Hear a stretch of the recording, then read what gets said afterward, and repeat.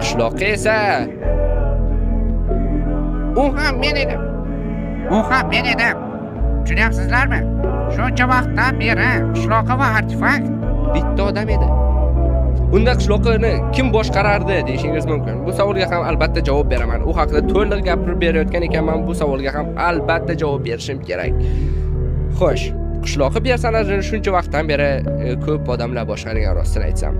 Uni har safar har xil odamlar boshqarishi mumkin edi. Kimni vaqti bo'lsa, masalan, Shohruxning vaqti bo'lsa, Shohruxga Minecraft o'ynab o'raylik. Mana shu qishloqqa ko'rinishda bo'lib turasan derdim. U ham nicho derdi. Husanga aytishim mumkin edi. Hattoki jiyanimga aytsam ham u ham o'ynab berishi mumkin edi. Lekin ba'zi paytlarda men hattoki hech kimni chaqirmasdan mod ishlatishim ham mumkin edi.